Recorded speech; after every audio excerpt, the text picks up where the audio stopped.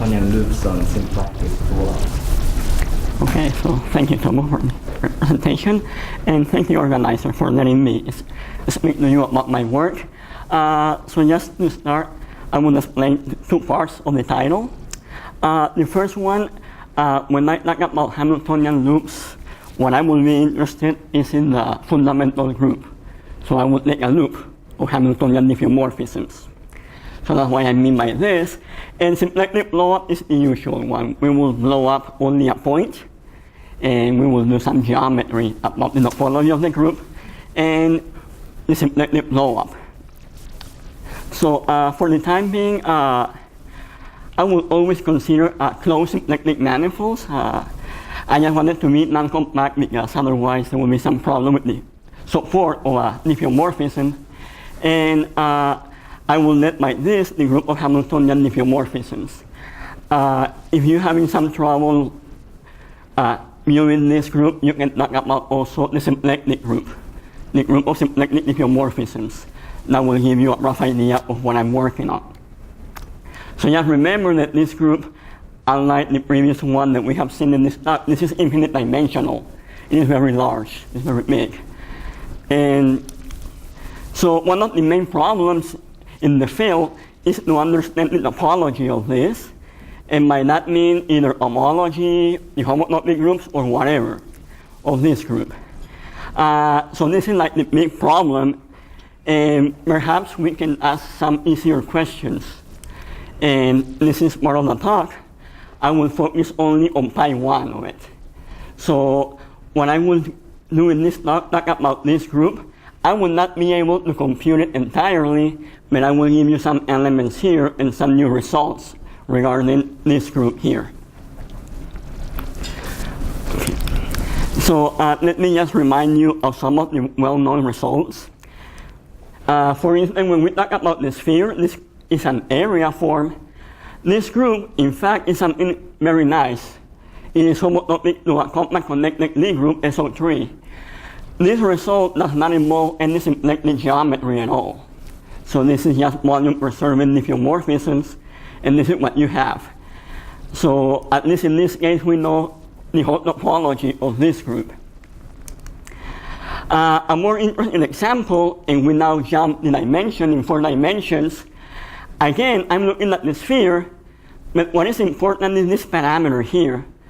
By this, I mean the following. So I have 2 spheres, and I will allow one of them to have different area than the other one. That's what the parameter lambda means in this notation here. So for instance, when lambda is equals to 1, we're looking at the product of 2 spheres of the same area. In that case, this group is also well known. It happens to be SO3 cross SO3, basically. But the interesting part about this one is when lambda is different from 1. The fundamental group of SO3 is a finite group. So if I take lambda equals to 1, this happens to be the fundamental group is finite. However, if I take a lambda strictly larger than 1, there are some results of these people here when they find a loop of infinite order. So the topology of this group actually changes when we go from 1 and a step bigger. It changes. And so these 2 examples have been studied very well. There's another example which is known completely, the projective space.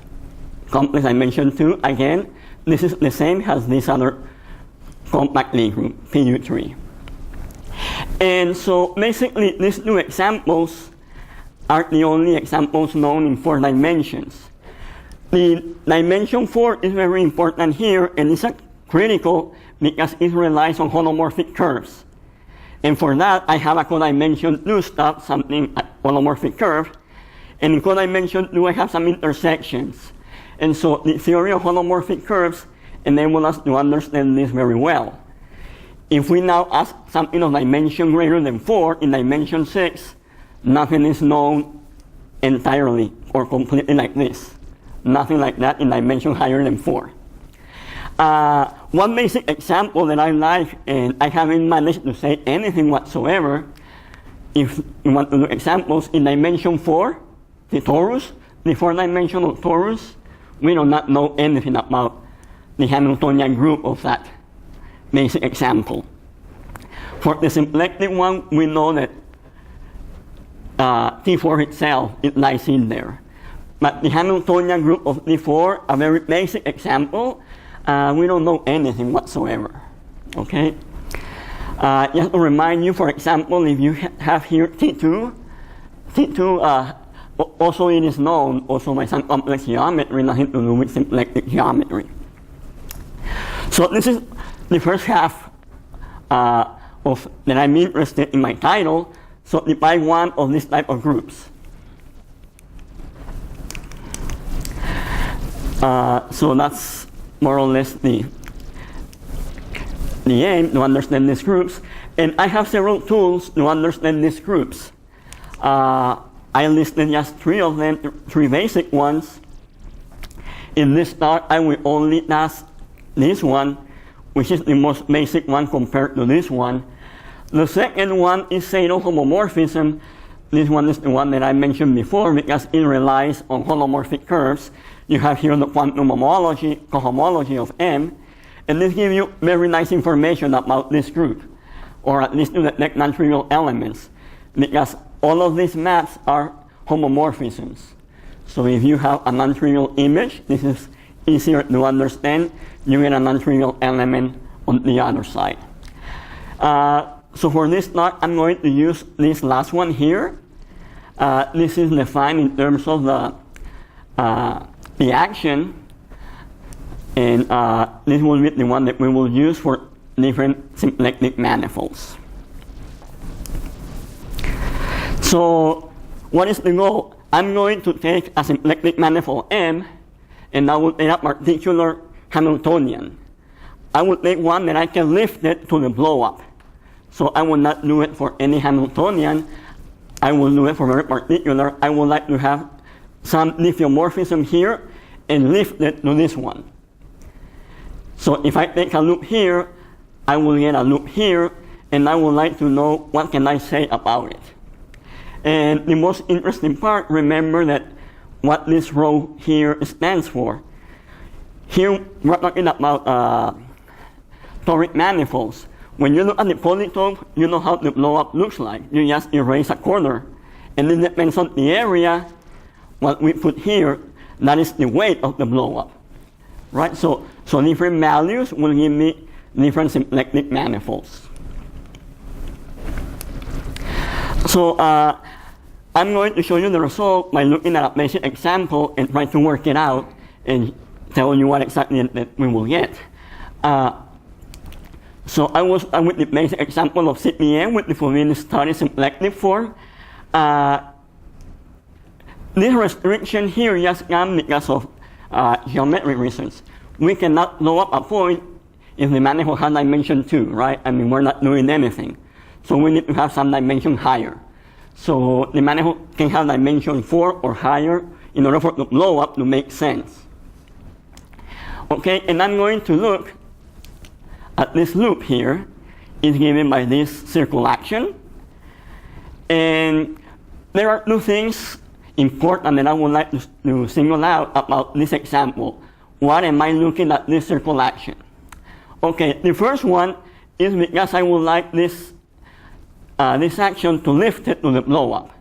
Okay, so that's why I'm taking this one in particular, and the other one because I'm going to do some calculations, and so I need the Hamiltonian function to be very nice behaved, that is to be more smooth and to have isolated critical values. So in this one here, so we know this point is fixed by this action. So this is the base point that I'm going to take to blow up the complex projective space. This one here. So I'm going to look at CPN blown up at this point. And as I mentioned, this example happens to be so that this Hamiltonian circle action is going to lift to some circle action in here, a loop on this group. So this is exactly what I just mentioned. So I have some loop on CPN, And it so happened that this loop lives to the blow up, the 1 point blow up. How do you get this Hamiltonian loop? What is it? You mean the one of the blow up? Or the one downstairs? No one. Oh, this one? Why do I get it? No, what is it? In terms of, what is it? The loop? Oh, yeah, I mean, What's the base? right, no. So I'm thinking about the loop in the Hamiltonian group, right? So it's the identity of your morphism, my base point, okay? All of the loops. Okay, right, so again, so this action defines a loop, a circle, in fact, in the Hamiltonian group, and we know exactly that this will be non-homotopic, we will see later, but I would like to know how it looks in here, okay? Right, so again, I choose this loop because of two main reasons. I need an isolated fixed point in order to lift the diffeomorphism, and the other one because of the computation that it will be involved, I need the moment map to be very nice. So those are the reasons. So with the three tools that I told you to understand the fundamental group, this is one of them. This is called Weistein morphism. This one is very nice because it doesn't involve any of the machinery about holomorphic curves or whatsoever. It's very well behaved. I don't want to tell you exactly how it's defined, but I'm going to tell you what this is. This is the period group of the symplectic manifold, and it happens to be just the image about the class of the symplectic form with the homology. This will give me a group here, and I'm quotient about that group. So about the Weistein morphism, I'm not going to tell you explicitly what it is, just how this looks like. So this the period group looks like this. Okay, so for our example, we know very well what H2 of CPN and H2 of CPN blow up at a point is. For CPN, it will be something like this. And for the blow up, it looks like this, right?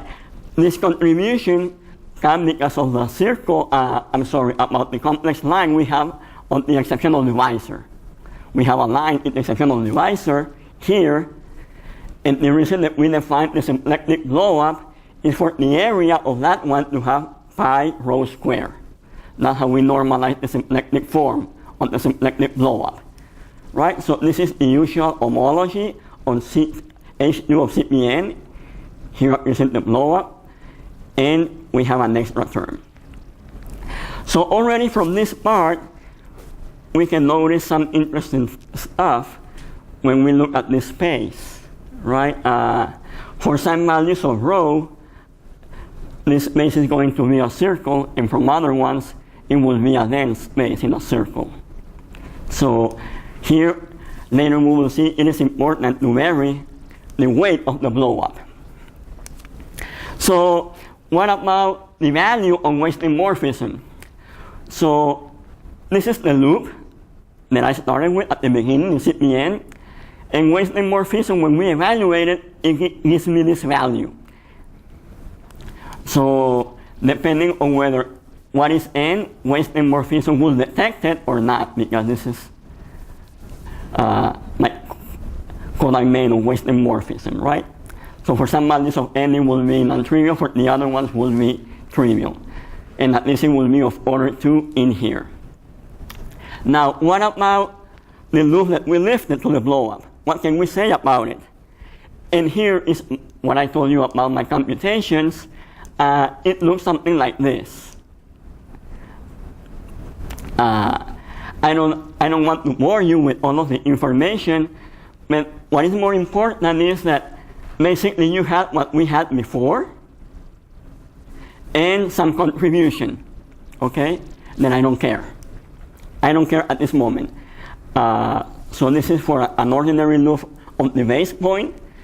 On the base manifold, we blow up, we get a loop, and this is the expression that we have here. Okay, so now, so this is more or less the main result that I would like to tell you. is that when you look at this more carefully, you get the following result. It happens that the lifted loop will have finite order depending on whether rho is rational or transcendental. So that is, for some values or some weights of the blow-up, the loop will be of finite order, or in some other values, it will be of infinite order.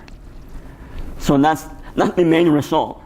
And I just want you to put it in the context, what I told you at the beginning with S2, with different areas. Depending on the lambda, we will have a loop of finite order, and when lambda was greater than 1, we'll have a loop of infinite order. So here we have exactly the same phenomena, but now the parameter that we are going to be careful about is the weight of the blow-up, right?